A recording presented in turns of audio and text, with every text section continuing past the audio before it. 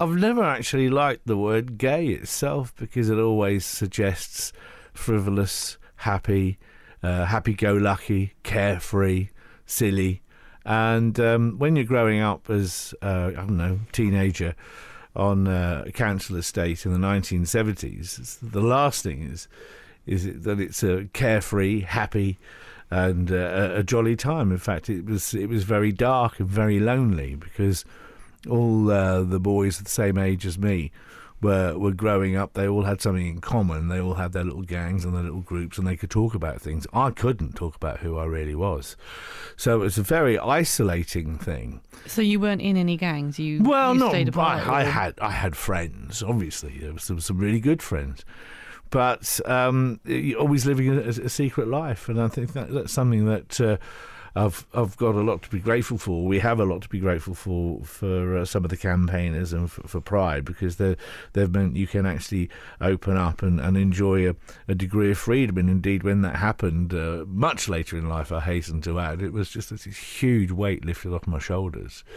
And people always imagine or say that I'm a happy guy. Well, that's because the first part of my life was utter misery, and then suddenly it was like the release gates were opened, and suddenly I started enjoying life, and that's why I tend to be quite a happy fellow who doesn't worry about too much because of that liberty, because of that freedom. I mean, where you were saying you were sort of isolated and having to kind of. Was it to the point where you had to think about how you acted, who you looked at? Were you that aware? That's a very good point, because my background, when my dad was a lorry driver and I worked with him on the truck and learned to drive a lorry when I was 11. These are very masculine things. And yes, I was always quite handy with my fists. So if I ever had any trouble at school, I'd go straight in there, punch. There'd be no issue about that. And I was always quite a stocky fella, so it's not like I was wafer thin. So I could always take care of myself. So nobody really noticed. And indeed, later in life, I mean, even now, recently I've done London marathons and I've done boxing and all that sort of thing. I'm not exactly the stereotype of a so-called gay man. And that brings me on to the other thing, Pride, for all the good it does.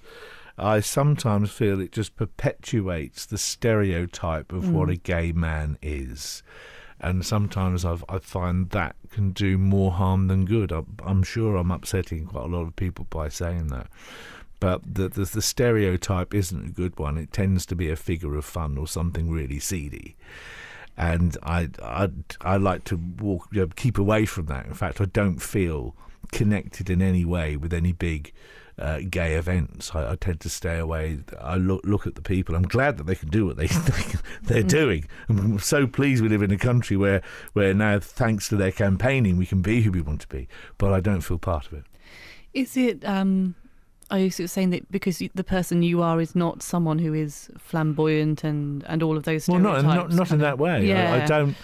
I don't feel my sexuality is the issue. I don't define myself by that one thing. We are all many things, and we don't need to define ourselves purely by our sexuality. In fact, I think that's quite discouraged in the straight world, isn't it? I think it is, but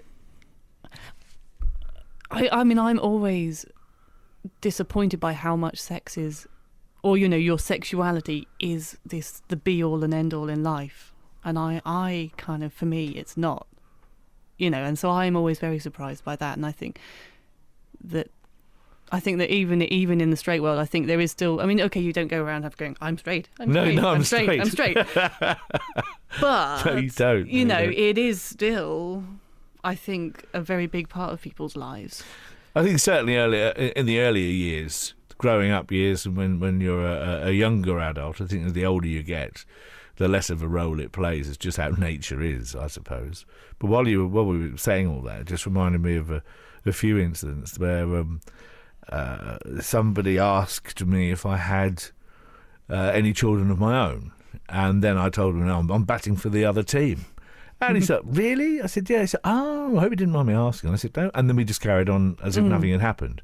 And again, isn't it great we live in a country where it's just a, oh, by the way, issue rather than him saying, well, I think we'll go now. Yeah, edging slowly away, you know. It's not right what you people do. Yeah. See, that's nice, isn't it? Yeah, that it kind is. of, yeah. Well, and there are some who still say that gay sex is dirty. I think all sex is dirty. Were you a Kathleen? I shouldn't say that, should I? Oh, really? Oh dear. But I was just thinking as well about this whole, you know, labelling yourselves according to sexuality. I mean, what if you took it further? What if everyone wore a label saying, you know, once a week? Yeah, well, how many times a Exactly. week? Yeah. Which room? Yeah, exactly. I mean, you wouldn't, would you? No, you It's kind of- certainly wouldn't. It's Yeah. nobody's, really, a lot of it's nobody's business. Yeah. Yeah. Yeah. And so if anything happened, like if there's a celebrity who gets into some grief or something happened, they will put in the newspaper article their sexuality if they're gay. But they wouldn't if they. They wouldn't otherwise. Mind you, I suppose heterosexual stars are always accused of being sort of oversexed, and they don't live in a house; they live in a love nest. Oh yes. So I suppose nobody is immune. With satin sheets. Yeah, with absolutely mirrors on the ceiling. I mean, what? Anyway, I'm not going to ask. No. Going the wrong way. But at this point in my life, though, I'm very comfortable with myself. It's the most comfortable I've been with myself probably ever. And again, that's something that happens as you get older. And I do hope that technology and the internet being what it is, that young people, when it occurs to them that they are gay or might be, that they can use the internet in a positive way to maybe chat to other people in a similar position and not have to go through that profound isolation. Because that's another thing. A lot of people, my generation and below, and older, I should say, that grew up under those sort of circumstances, or even worse. That can have a really profound effect, a negative effect on them, how they act and how they present themselves and their social skills. And sometimes I do notice that in gay men and women, because they were detached from the majority of people when growing up, or they had that burden placed upon them by society, not directly but indirectly, telling them that they didn't belong. That's got to affect people in a negative way. But for me, it was a case of what doesn't kill you makes you stronger. So I popped through the other end and was fine with it. Yeah, and you were saying, so now you feel you're accepted. It's easy. Yeah. I mean, what can you give more examples like that? Like you were talking to me about work and how.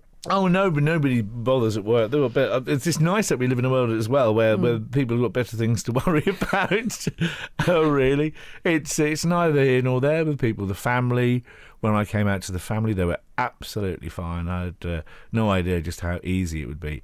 And some of my friends who were right old geezers as well, they took it fine, and we're still friends. That's the thing. And one of them actually said to us, do you know, all those years I knew there was something playing on your mind. I knew there was something wrong. Really? Yeah. But he couldn't put his finger on it. And so he wanted to help but didn't know how. Well, he knew I'd have a period of really, really dark depression. And he wanted to help and didn't know where to start. I obviously wouldn't have told him back then. And then when he found out, everything fell into place and he suddenly realised why I had been the way I had been. Yeah, and he knew what had been troubling his friend. And it's not an issue. Yeah. Not an issue now. Yeah. And so, you know, here in the county, have you ever had any problems here? Not one negative response. Really, not one. I'm happy to say. I know that's not always the case for other people. But again, because of the path that I was almost forced to take, and circumstances being what they are, and me being happy with myself, you then develop a bit of confidence, and people are less likely to challenge you if they know you're a confident person. The bullies will pick on who they perceive to be the weaker people. Yeah. So that's where I think a lot of bullying comes in. And because I don't necessarily want to stand out as being any different to anybody else, I don't attract attention Yes. to bullies. Yes. And Yeah. that's it. And especially when growing up, if you're different in any way, whether you're slightly taller than everybody else, for the boys, if you're hairy and physically you mature before you get teased for that. You can do hair colour, skin colour, and certainly sexuality. If you stand out as being different in any way, you attract the bullies. Why is that? What is this instinct we have to I don't know. attack difference? What is it? I don't know where it comes from, but it's always been there. Yeah. It's been there through the generations, and now it manifests itself on social media, on Facebook and Twitter and Snapchat and Instagram, and that's where the gangs gather and select a victim. I don't know if it makes the bully feel better about themselves. I think in the extreme cases of bullying, quite often you've got to look at not just crowd bullying, but you've got to look at what's happened to the perpetrator, what's happened to the bully in their life to make them like that. Yeah. What's happened? Yeah. Maybe because sometimes if someone comes from a violent background, violent parentage, they'll pass that on to somebody else, and they see themselves in a pecking order. Yeah. And they'll hand it down, and the next person will be someone at school. Yeah. So maybe that's where that comes from. Yeah, I know. I mean, I remember being bullied at secondary school and knowing that I had to think, oh, they've got their own problems, you know, they blah, blah, blah. But it sort of left me in a dilemma in that it felt like I wasn't allowed to be angry at them. Oh, yeah, that's very true. And that is something I've always struggled with, because there's such fury in me at what I went through, but I feel like I have to go, it wasn't their fault, you know. Yeah. Oh, no, I had a similar thing. There was one guy, I would have been about 11 or 12 years old, and he was much, much bigger than me, and quite a strong chap, and he used to give us a little bit of a hard time, and he was a bit of a scary boy. And then I remember being out one Saturday, coming back from the shops, and he was, and we were out of context. We weren't in the playground. And I thought, oh, someone I know from school, hello. And he said, hello, all right? I said, yeah, I'm fine, what are you doing? Oh, I've just done this. What have you done? I've just been at the shops. And after that moment, because there wasn't the pressure of everybody else around, we sort of hit it off. Yeah. How did that happen? Yeah. And it's just an out of context thing. And it is amazing. Yeah, I remember one time having been forced to do a music, like in a music group, small group in class with one of the people who was bullying me, and I was like, oh no, this is going to be terrible. And then she asked me to teach her how to play the piano. And that was not just, will you teach me to play the piano, that was sorry for everything. She was sad, but I think she was probably saying, I'm so sorry. Yeah. And this is the bridge that we've built that we can now. And it was a real kind of lesson learned that people have good in them. You know, like, I know it sounds stupid, but, you know, just kind of going, yes, she has done certain things to me, but she is a good person, or you know, whatever, and sort of, you know, remember that and kind of... You're right. You'd hope in most instances where there has been bullying or an unpleasant atmosphere, you can move on. Obviously, in some instances, you can't move on. It's not quite as easy and clean cut. Yeah. And the damage can be very deep. But I think for a lot of it, you can make a go of it. But as I say, it's such a good thing that we live in a country where, for the most part, people can be who they want to be. There's still work to be done. Yes. I realise that. Yeah. It's not all honey and rosebuds. And like in a way you were saying, you know, for example with Pride, that's one of the things that it's pushing at, maybe. You know, that you can be who you are. But it's nice we're not there yet, but getting closer maybe. Very close. Yeah.